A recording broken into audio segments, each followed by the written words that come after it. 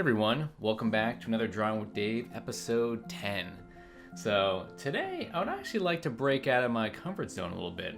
We do a lot of character work here on the channel, and you guys constantly post down in the comments that you want to see an environment. So I'm gonna break out of my comfort zone and try to see what I can do environment-wise within an hour, and we'll see how it comes out. So today is actually kind of a special episode in the fact that the new Path of Exile League is actually coming out today. And, my lifelong obsession with, most games, I've been a very long time fan of Path of Exile. So I'm super excited for this league. I decided to actually paint a picture of a part of my hideout that we spent a little time working on earlier this week in preparation for the new league. That kind of like old, dingy graveyard, kind of moss-covered scene. So I thought it would be a really cool kind of premise to start with. All right, let's hop in. Okay, let's get started here. So basically I'm starting with my DG underscore under one brush.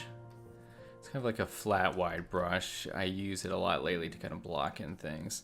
Has a nice little texture to it, and I can make it large enough where it's easy for me to block things in. So basically what I like to do is establish the ground plane first and foremost of any environment piece. Even if it's pretty messy, I don't know what kind of my central focus point of the piece is, but I like this like kind of foreground kind of fading into your kind of what you might establish as some type of horizon, right? And you could like lasso this out and use a gradient tool, all that type of stuff. I usually do not. I usually kind of like to figure it out as we go. I'm still trying to figure out maybe these kind of like background shapes. All right, so I still want to kind of pepper in these little shapes in the background here. And we can morph and twist this at one point so it's not so kind of, 9-degree angles everywhere where it might not be as interesting. Like I said, like most things that I paint, I like to figure it out a little bit as we go. I know I want it to be a pretty dark piece with like little things of light coming out in between areas. I definitely want, I think our map device is going to be kind of a central image within it. And how that's lit and some of the stuff around it. What we could probably do is think of it so like some moonlight and everything's gonna be hitting around this area maybe.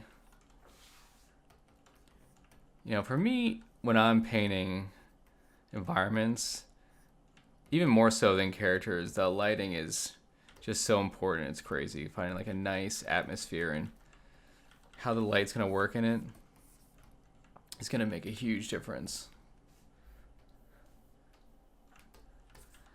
I think I may shift the angles of some of the stuff. I wonder if we had it so if we were kind of looking up at it, might be kind of cool.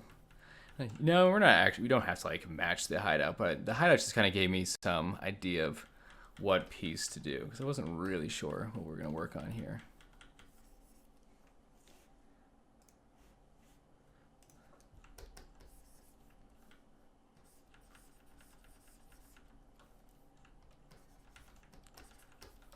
And I like to say it's still pretty messy with everything.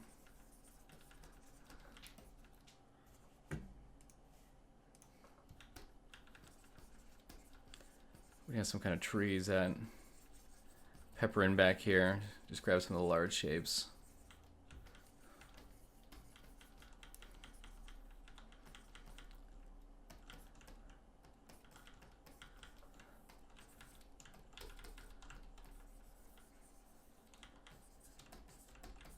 And then we'll make it pretty kind of, I guess, general on how we figure out foreground to middle ground to background. We'll put some of these darker shapes in the front, and it'd be kind of cool if it looked like you were peeking through into it. So if you had like bushes and leaves, and I always like the idea of environments like you're looking into like these little coves that you've kind of discovered upon.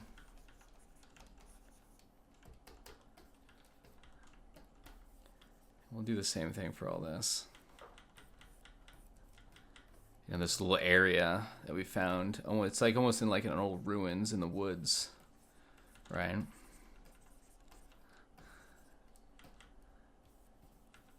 It'd be cool if these were kind of like really old trees back here.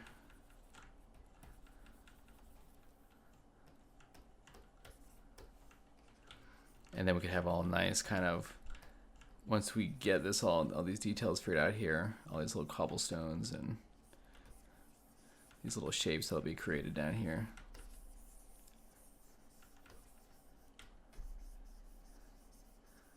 And this stage is, you know, it's fun to be messy, right?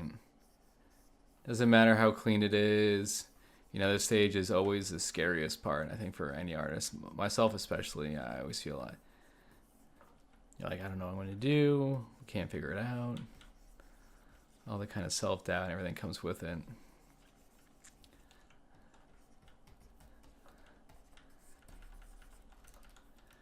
And like, I don't know. I think we have more kind of light coming through the top and not really the horizon. There's not going to be like a moon back here. I think the moon might be kind of off the piece itself.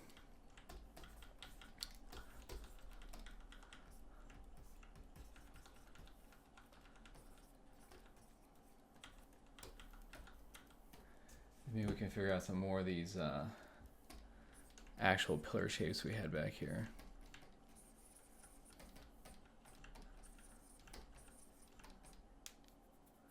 And this is just like a lot of the same as far as I do character work, is just working in the black and white. For me, I can help kind of just discover the piece. I can figure out the values as I go. I don't really have to worry about so much of the color right now.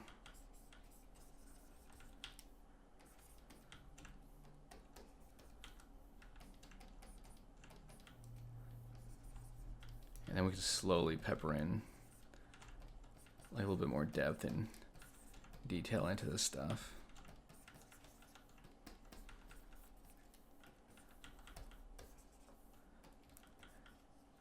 Yeah, we could actually put like Zana wandering through this little area. Might be kind of neat. Something real simple, you know. Wouldn't be the same without a character kind of hanging out back here. Gotta throw a character in. You know, maybe it's more mysterious, more it's just this hooded dark figure behind it. You're not really sure who it is. So actually the piece is almost kind of on an angle by accident, like we flip it right here. And maybe that's not bad. Maybe we kind of keep it at the angle for now. It doesn't have to be straight across. Might be kind of more interesting this way. And maybe there's a little bit of light just hidden on the shoulders a little bit. I like the idea that this character is kind of more mysterious.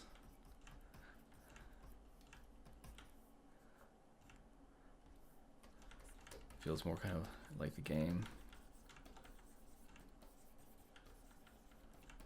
We'll darken up some of these trees.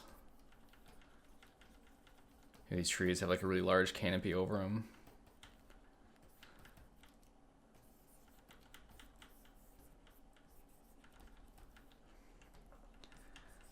And we could possibly have like these little stone formations that might have little lights on them, something to kind of give these little parts to the scene where it's more of, almost looks like a ritual in here, which could be kind of cool. I think we could actually probably darken up this foreground stuff even a tiny bit more.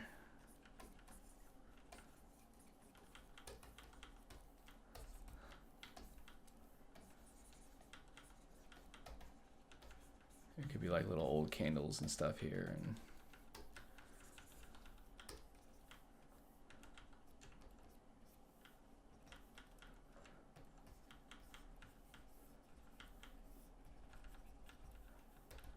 something kind of happening.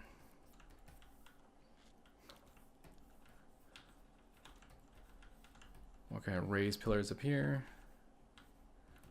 It's really just going around the piece and really just exploring much as you can.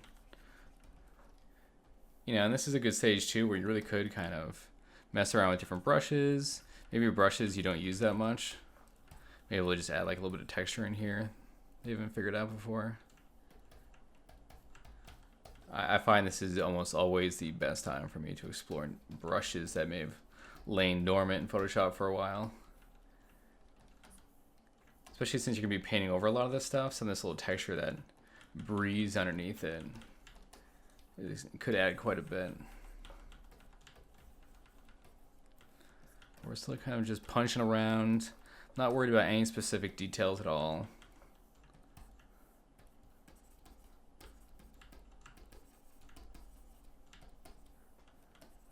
We're just playing a lot here. These little flame things could be kind of peppered around this little area.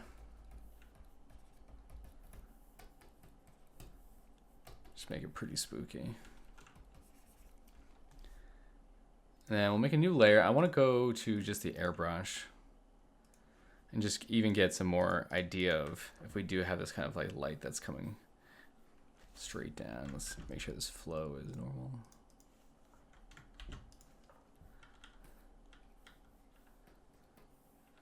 Yeah, I could do something that's kind of coming in just a tiny bit. Something I might do also, especially for a piece like this, is really right away I could actually just mess with the levels on it right now and really just pump some contrast right off the bat. Instead of kind of pushing and pulling everything piece by piece, we can kind of skip a step and just keep it going here.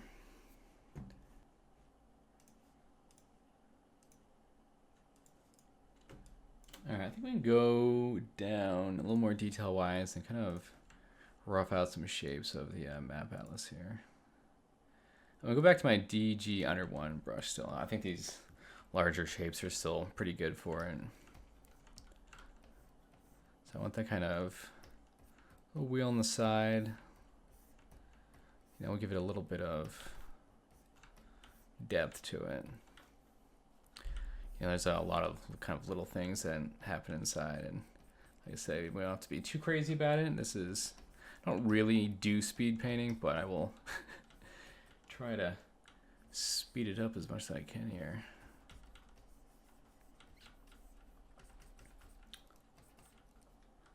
And then the little orb on the inside here.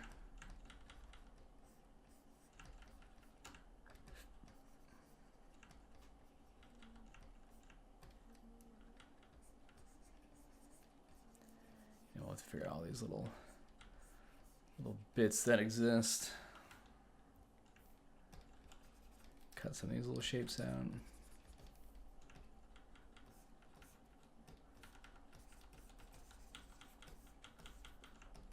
Maybe this one's a little more embedded into the ground than the others. And it has like this little side bowl on the side. You know, it was interesting. I was thinking about it earlier, kind of how much inspiration I do get for my art from games. Like, games themselves have been such a massive part of my life, and it influenced me to working in games and being a concept artist, and while at the same time also probably being the largest distraction for my art. It's definitely it's a love-hate relationship. I get that question a lot, even on Twitch, about not even just about like, is it hard to fit in time for games, which it is. I don't, art is always in my brain, has to be number one, and I have to always remember that time spent really needs to be on this type of stuff. But a lot of people ask me, when I play games, do I feel guilty when I'm playing games and I'm not arting? And unfortunately, I usually do. I hate that I feel guilty about it, even if I've been working a lot. So that's always a hard thing for a lot of artists to deal with. Is that kind of downtime that we deserve to have just as much as anybody else. And it gets tough, and you want to go as hard as you see other people play games sometimes, and you just know you can't. But at the end of the day, pushing your art further and all that stuff is such a better feeling. Knowing where you could take it and where it could bring you. Like, some games, they'll come and go, but us creating art and everything that we do, we're going to be doing this the rest of our life. This is me pep talking myself all the time.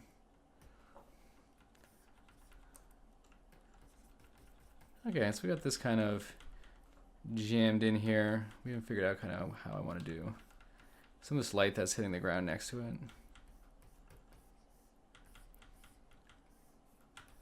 I'm kind of just sliding this brush around. It's almost like the ground's wet or something, which could be fine. I'm going to bring a little bit of the light behind the form of this character too. I think that's something that gets me a little bit more interested in doing environments. Is like if I can find these little areas of interest the same way that I fall in love with small areas in a character piece, is that I can get into the environment just as much, There's actually like little flowers and stuff around. I just want to kind of pepper the idea of some of these petals or something around. I mean, ultimately, I could spend a ton of time, probably multiple hours, in the black and white stage. I think usually I would. I would say if I was doing this for work, I'd probably spend a good chunk of day one. Usually for environment pieces, in my experience, usually have around 3 days at a studio. That's with art director feedback and revisions and stuff. So I could spend a good day on the black and white here, and I would usually show this comp to a art director or creative director for approval before we take it into color anyway, just to make sure that the idea is something that they want, composition works, that type of stuff.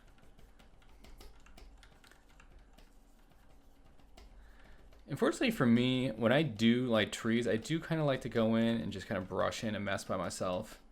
I have not had much success in my life using some type of leaf brush. It starts to get super repetitive for me and can look pretty digital.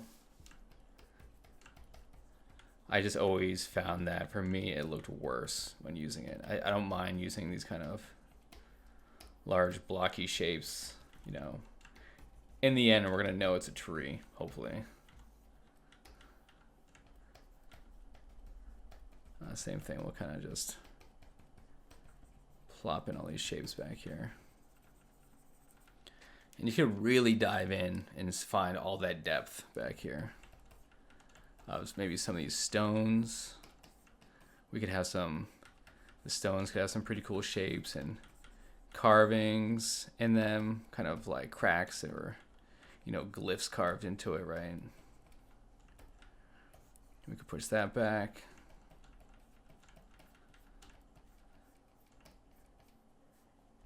You're kind of framing the entire center of this piece, where a lot of the eye movement is coming in towards these characters. And the map device is really, I would say, a main character in the piece.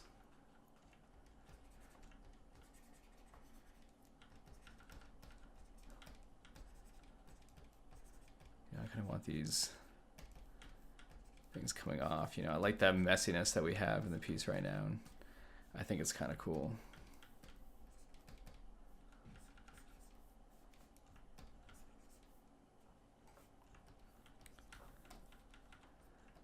And then we can kind of add some random light sources to rocks back here. We can make some other rock shapes. And it's been great hearing your guys' feedback on all these videos that are coming out every Friday. A lot of people just drawing while having this on the side, and that's perfect. So thank you so much for that.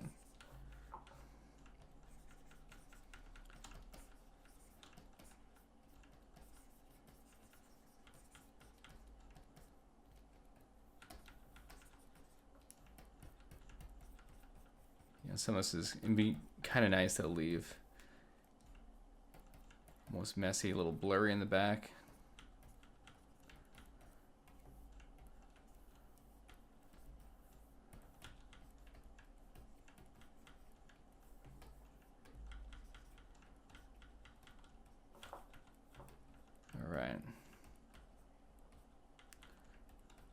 And that's something I'm working on in the future too for the environment pieces I do work on. I love to work on kind of the amount of detail I can overlay in them. There's also something nice about conveying a piece without kind of having to scribble in every piece of stone or rock and see what you can kind of make out of it. That's when you know the art's really, really successful, when it can read with less brush strokes, right? Kind of want to bring this over. I didn't like the gap going all the way to the top of the piece.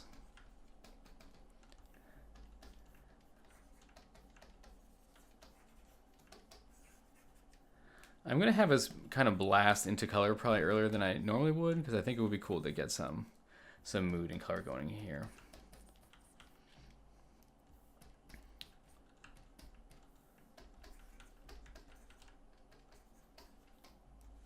Alright, we kind of have this base idea going. I think it's pretty cool. I think it's enough to start with. I'm going to make a overlay layer and kind of blow out some of these highlights, just to kind of give us that contrast that we can kind of look at here.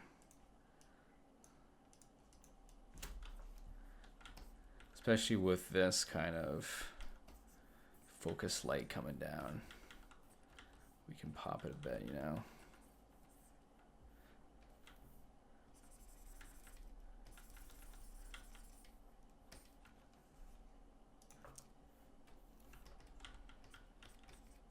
Kind of fade some of that out.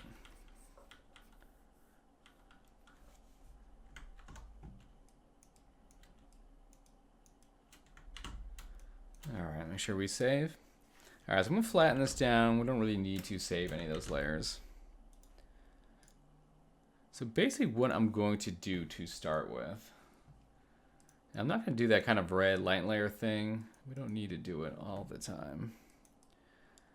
I want to get like a base kind of mood and color for the piece, right? So this kind of like blue wash over the whole thing. A little bit more blue. Just to start, right? I want this kind of blue fade into green. And we're on the same multiply right now. And I figure might as well do it on the same one. And then we can even pop some more of the blue at the top here. Just a tiny bit.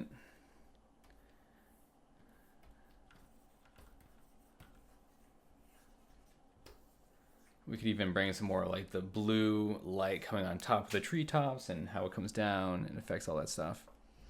You know, we could actually even have some of the light be more orange that's happening down in the center area here. But I think we can do that after. Let's put like, we can do that with an overlay layer to kind of mess with it, some light oranges. And we could possibly try to do it now. This is just giving me like a good working point, right? To figure out a lot of this stuff of, and I do want to start pretty slow with it. This kind of orange and gold is going to be coming down over this. I could actually make a light layer at this point. So I don't want these really kind of washed out blues and greens down here. I do want a little bit of this type of orange that's really going to affect the center of this piece. Like this thing, I want this thing to feel like this kind of mystical gold happening right here. You know, this is actually creating some like cool little parts of violet back here. And that's how what I like when we start doing color, right? Is some things that can happen that's by accident and I pick up on that color and I was like, oh man, all these violets are popping out now with this kind of layer effect. Maybe we can start to use those around the piece and bring it in other places. Would actually be very cool. So if we make a new layer, we can actually just color drop and grab some of those. Let's go to the under one again. And so this right here, and it's actually not too much. Like, this is actually very desaturated, but it keys off enough of an idea in my head where I was like, all right, we could, I think we should push the violet a little bit more. I really like how that's hitting in here. And maybe I can just brush some of that in.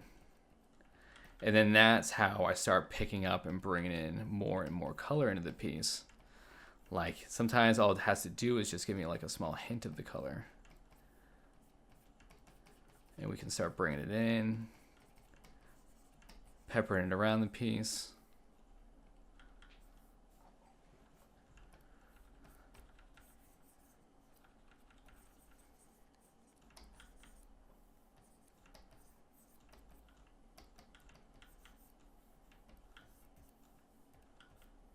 And same with these kind of like light greens. We can bring these into the rocks. Since I think even everything else still needs like color variation. It shouldn't just be blue or just be violet, right? We'll take some of this. Maybe we'll bring a little bit more red into it. And then we could actually kind of just pepper in it a little bit ourselves into these small pieces. You can still be pretty blocky with it. I think it's kind of nice. I think it has like a cool look to it.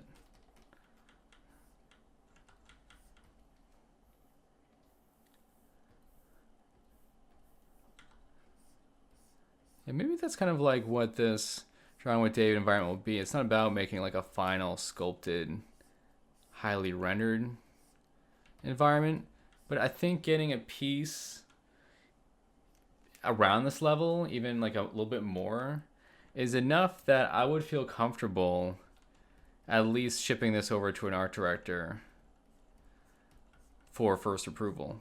And I think that's actually a pretty big thing to take away from this. Because I think some artists can either hold on to the piece too long and they spend too much time on it. You know, you never know when it could be just something the AD does not want and you spend a whole bunch of time. Let me try to kind of pepper in some of them shapes.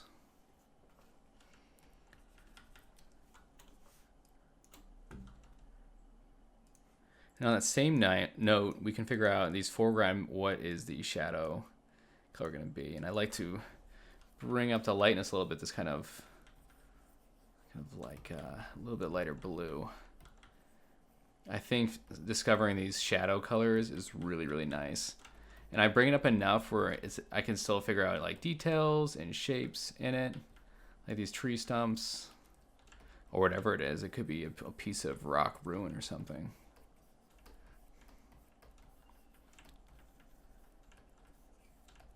And this could kind of inform a lot of the shadow color, and we kind of pepper around the whole piece. And the same thing, we can even bring in some more of these greens, since we're gonna have like actual vegetation and old moss and leaves everywhere. Yeah, this is stuff you can still just be as messy as we were before, but we're starting to mess with color, and we're starting to kind of discover all these little areas that we could bring up. And the same thing with the trees up here. We have this kind of light blue happening up here. If we had a little bit of color coming down on top, that kind of moonlight on top of these leaves up here, might be a nice little way to add a little bit of depth to it. Right, even all up here. So we really haven't figured out a lot of the kind of tree shapes on this side. And one thing you can also do to have a little bit more interest, especially when it comes to kind of spooky forests and trees, we can actually figure out some interesting, oops, where'd this guy come from? He might have been there a while. Some trunk shapes and then how it might affect the composition of the piece. So if I grab this kind of thicker shape here, what if there was some crazy tree shape that came down? Maybe it actually hits a little bit of this warm light that's kind of poking through the edge of the forest, and that could be pretty cool. That could integrate our mid-ground there area into the background. Just do like little areas, get like a little bit of more warm color, and then we can always keep pushing this back more and more, and like as far as this whole tree goes.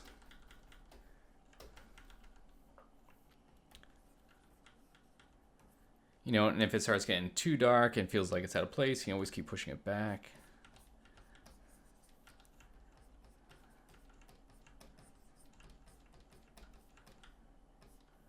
So it's gonna be good. I think this, series that we do for Fridays is gonna be like a learning journey for myself as well. It's interesting to see what I can get done in a small amount of time, especially when it comes to this type of work. For me, I'm trying to push my work constantly. I think that is one of the biggest reasons I've seen such a growth in my own work these past couple of years, is kind of how deliberate I am about trying to push and grow work. I think we've talked about it on here before, but it's definitely something that's more than just normal practice. Is every piece you kind of set yourself a goal of what is the purpose of the piece. What am I trying to do in this piece? Am I stepping out of my comfort zone? Am I trying to tackle something that I might not have done before? What am I learning from this piece that I didn't learn on the last piece? Why did the last piece maybe didn't work out as successfully as I wanted? Was it the anatomy? Was it the movement? Was it my ability to render feet? It could be so many different things.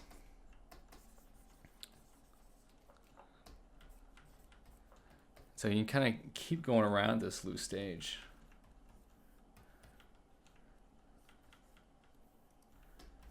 Figure out a lot of this little small stuff. And like I said, you can still mess with some other brushes.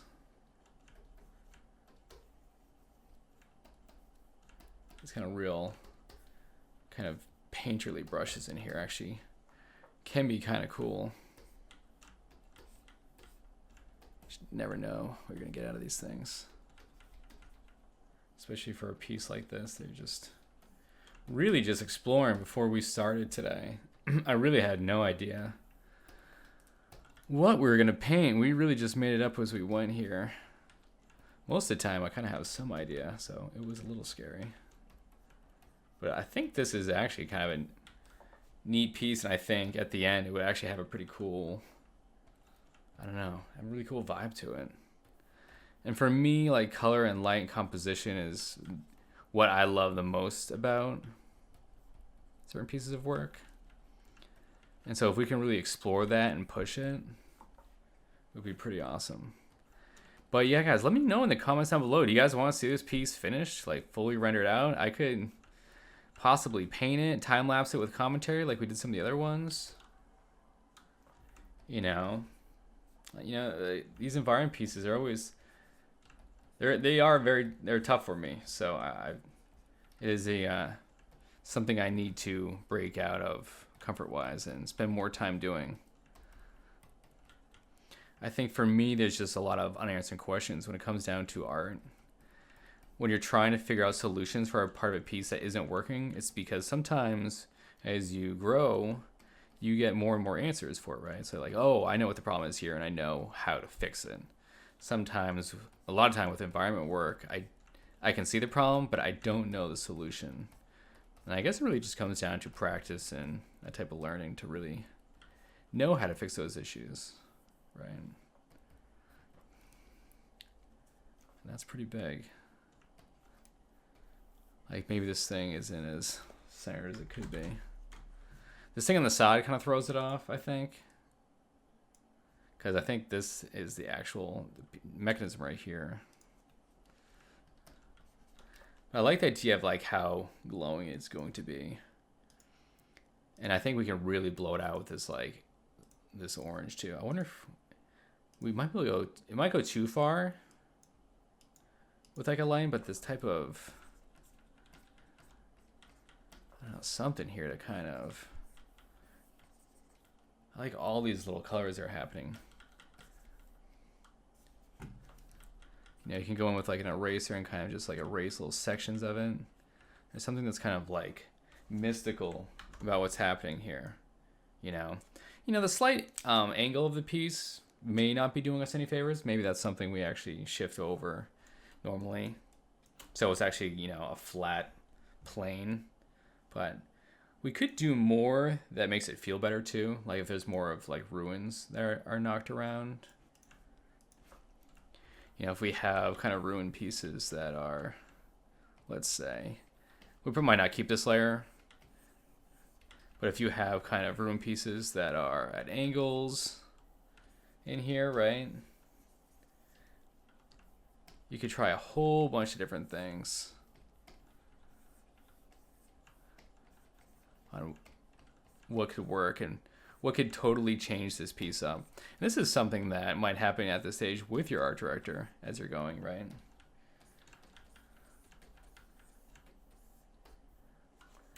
Is that maybe he's like, oh, no, we want, he or she, we want all these different, pillars in here with, a huge statue in the back. You never know. There could be a whole bunch of stuff that you kind of just add in here with this person sitting on the statue, and back here, a bunch of different parts of interest that we could put into the piece.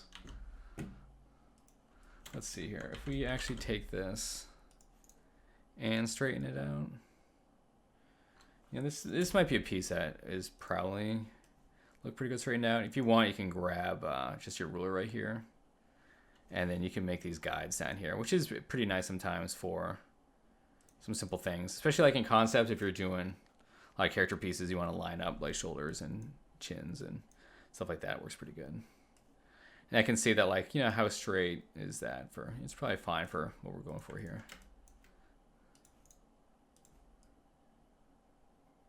We do something like that. You can view extras just to get rid of it for now.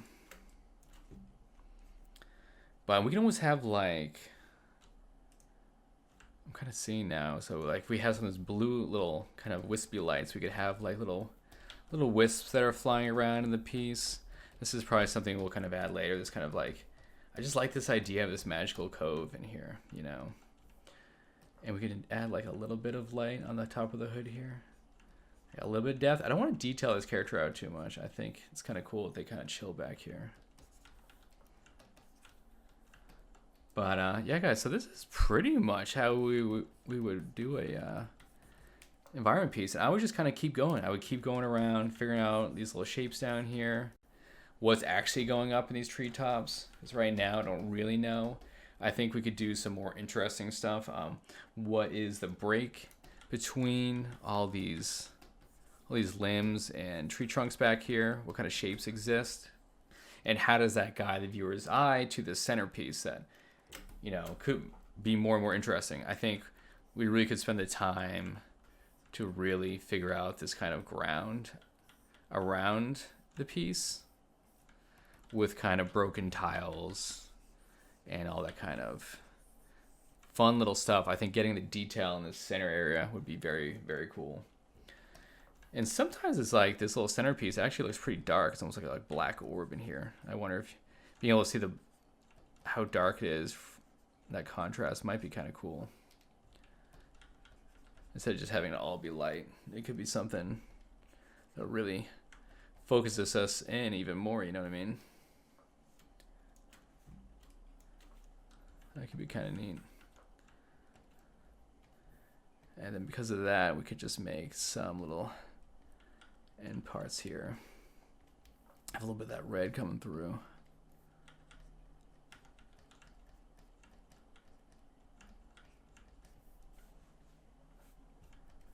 And we'll figure out all these little, I just like the subtlety of, all these little extra colors that kind of pop in here.